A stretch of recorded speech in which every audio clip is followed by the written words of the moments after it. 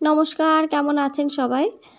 কথায় আছে মাছে ভাতে বাঙালি, বাঙালিদের নাকি মাছ ছাড়া চলেই না। তো এই 42 ডিগ্রি গরমে কিছুই যখন ভালো লাগে না, কি আর করা যাবে, মাছ নিয়ে এসছে, এখন রান্না তো করতেই হবে।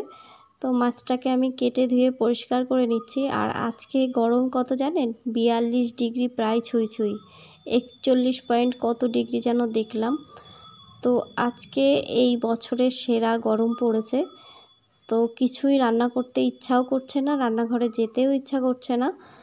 তো যাই হোক, রান্না তো করতেই হবে। দেখুন, আমি খুব ভালোভাবে কেটে ধুয়ে পরিষ্কার করে নিয়েছি মাছটাকে। আর এটা 600 গ্রামের একটা রুই মাছ ছিল, নুন হলুদ মাখিয়ে নিয়ে ভেজে নেব। আর আজকে একদম হালকা করে মাছের ঝোল করব। মশলা একদম কম করে, যতটা কম দেওয়া যায়। মশলা ছাড়া রান্না করাটা খুবই মাছ রান্না করাটা আমার কাছে খুবই মুশকিল। যেহেতু সবজি আর কোনো কিছু দেব না, শুধু মাছই রান্না করব, তো সেখানে মশলা তো একটু দিতেই হবে। তো হালকা মশলার উপরে মাছের ঝোল রান্না করব। আর এই মাছের ঝোলটা খেতেও কিন্তু ভীষণ টেস্টি হয়। তো আপনারা পুরো ভিডিওটা দেখতে থাকুন, আশা করি ভীষণই ভালো লাগবে। আর আজকে রান্না করব একটু টক ডাল। তো রান্না করতে ইচ্ছা না করলেও, রান্নাঘরে ঢুকতে ইচ্ছা না করলেও, খেতে যখন হবে রান্না তো করতেই হবে। আর এই মাছটা কিন্তু একদম দেশি মাছ, আমাদের এখানে বাউর আছে, সেই বাউরের মাছ। তো পুকুরের চাষের মাছ হলে অতটা ভালো লাগে না খেতে, কেননা ওখানে নানান রকম সার অনেক কিছু দিয়ে মাছগুলোকে তাড়াতাড়ি বড় করে, ওর জন্য কিন্তু খুব একটা টেস্টি হয় না। এইটা যেহেতু বাউরের মাছ, খুবই ভালো লাগবে। আর মাছটা কিন্তু একদম জ্যান্ত, সকালেই ধরেছে। তো এখন ওই 11টা মতো বাজে, আমি তাড়াতাড়ি রান্নাটা করার চেষ্টা করছি, কেননা দুপুরবেলা যদি একবার রোদ্দুর উঠে যায় তাহলে কিন্তু প্রচণ্ড গরম লাগে রান্নাঘরে। তো তার জন্যই আমি চেষ্টা করছি একটু তাড়াতাড়ি রান্না করার জন্য। আর ভাবছি একটু টক ডাল করব, তার জন্য এই যে এখানে ডালটা সেদ্ধ বসিয়ে দিচ্ছি। আর রুই মাছটা করব শুধু আলু দিয়ে, আর কিছু দেব না ওর মধ্যে সবজি। আপনারা টক ডাল কীভাবে রান্না করেন? আমি তো এইভাবে আগে সেদ্ধ করে নিই, তারপরে কিন্তু আমটা দিই, তাহলে আমটা বেশ গোটা গোটা থাকে আর খেতেও কিন্তু ভীষণ ভালো লাগে। আর এই আমটা এত টক যে পুরো যদি একটা আম দিই তাহলে টকের জন্য পুরো ডালটাই খাওয়া যাবে না। তো তার জন্য অর্ধেকটা আম দেবো আর অর্ধেকটা রেখে দেবো, পরের দিন আবার রান্না যাবে। আর এখন এই গরমে একটু টক ডাল খাওয়া যেরকম স্বাস্থ্যের পক্ষে ভালো, সেরকম কিন্তু মুখেও ভালো লাগে খেতে। এই দেখুন, এই অর্ধেকটা রেখে দেবো আর এইটুকু দেবো, প্রচণ্ড টক আম। ওদিকে মাছটা ভাজা হতে থাক, ততক্ষণে আমি আমটা কেটে জলের মধ্যে ভিজিয়ে রাখবো। আমের কিন্তু একটা বীভৎস কষ থাকে, সেই কষটা যদি ডালের মধ্যে একবার পরে, ডালটা এমন কালো হয় যে দেখতে ভীষণই বাজে লাগে। তো তার জন্য আমি কি করি, আগের থেকে জলের মধ্যে ভিজিয়ে রাখি, প্রায় 20-30 মিনিট এভাবে ভিজিয়ে রাখলে কিন্তু কষটা সব বেরিয়ে যায়, তখন ডালটা বেশ ভালো হয়। আর গল্প করতে করতে এদিকে মাছটা ভাজাও হয়ে গেল এক পিঠ, আর এইদিকে ডালটা প্রায় উতরে গেছে। এইগুলো ফেলে দেব, এইগুলোর মধ্যে থাকে ডালের যাবতীয় সব ময়লা। তো এদিকে মাছটাও ভাজা হয়ে গেছে, নামিয়ে নেব। এই দুটো জিনিস যদি একসাথে চাপানো হয় তাহলে কিন্তু খুব তাড়াতাড়িও রান্নাটা হয়ে যায়, আর রান্নাঘরের থেকে খুব তাড়াতাড়ি ছুটিও পাওয়া যায়। ব্যাস, বাকি যে মাছগুলো আছে ওগুলো ভাজা চাপিয়ে দিলাম। আর এদিকে ডালটাও সেদ্ধ হয়ে গেছে, ডালটাকে একটু ঘুটে নিয়ে এবার জল দিয়ে দেব। আর আমি তো ডাল এভাবেই রান্না করি, অনেকে প্রেশার কুকারে সেদ্ধ করে নেয়, কিন্তু আমার কাছে ওই প্রেশার কুকার ধোয়াটা মনে হয় বেশি কষ্টকর। তো তার জন্য আমি এইভাবেই দিয়ে দিই। এবার আমগুলো দিয়ে দেবো। এত আমগুলো টক যে এই পুরো ডালটা টক হয়ে যাবে। তো যাই হোক, সেই টকটা তাও খাওয়া যাবে, কিন্তু পুরো আমটা দিলে কিন্তু ডালটা খুব একটা ভালো লাগতো না খেতে, পুরো টক হয়ে যেত। এবার হলুদ দিয়ে দিলাম আর দিয়ে দেব কাঁচা লঙ্কা।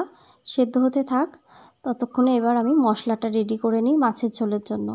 জিরে গুঁড়ো, লঙ্কার গুঁড়ো আর হলুদ গুঁড়ো, ব্যাস এইটুকু মশলা এবার গুলে রেখে দেব, তাহলে আমার কাজ অনেকটা এগিয়ে যাবে। আর ওখানে একটুখানি আদা বেটে রেখেছি আমি 1 চামচ মতো, এটা শিলে বেটে নিয়েছি। এইটুখানি মশলা তো আর মিক্সিতে হয় না, তো তার জন্যই শিলে বেটে নিয়েছি এই যে আদাটা।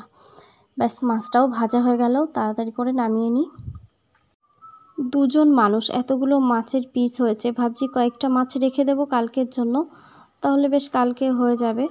দুজন মানুষের একটা মাছ বেশিই হয়ে যায়। আর এখানে আলুগুলো দিয়ে একটুখানি ভেজে নিই, তাহলে কিন্তু মাছের ঝোলটা ভীষণ টেস্টি হয়। অনেকে কিন্তু আলু ভাজে না, এমনিই দিয়ে দেয়।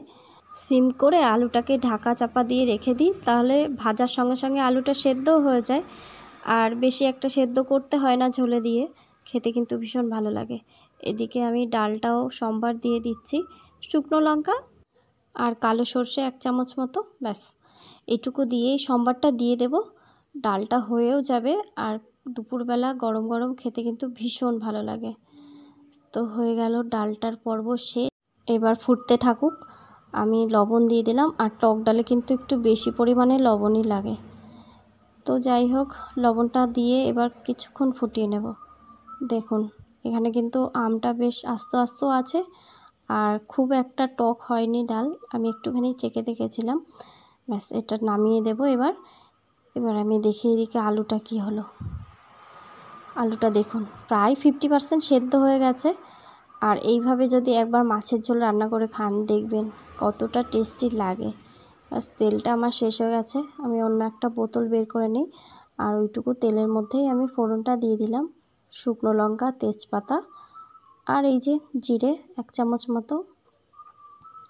আর এই আদাটা দেওয়ার সঙ্গে এত পরিমাণ ছুটবে যে এটা দৌড়ে পালানোর মতো আর কি। একটুখানি জল দিয়ে দিলাম, তাহলে আর বেশি একটা ছুটে আসবে না আদাটা। ব্যাস এবার যে মশলাটা গুলিয়ে রেখেছিলাম ওটা দিয়ে দেব, দিয়ে খানিকটা কষিয়ে নিয়ে তারপরে সব কিছু দিয়ে দেব। আপনারা হয়তো খেয়াল করে শুনলে আমার ভিডিওর মধ্যে একটা পাখির ডাক শুনতে পাচ্ছেন, বেশ ভালো লাগছে না? অনেকক্ষণ তো দেখছি পাখিটা ডেকেই যাচ্ছে, তো আমারও শুনতে ভীষণই ভালো লাগছে, কিন্তু দেখছি এর মধ্যে আবার রেকর্ডও হয়ে যাচ্ছে পাখির ডাকটা। ব্যাস একটুখানি লবণ আর কাঁচা লঙ্কা দিয়ে ঢেকে রেখে দিলাম।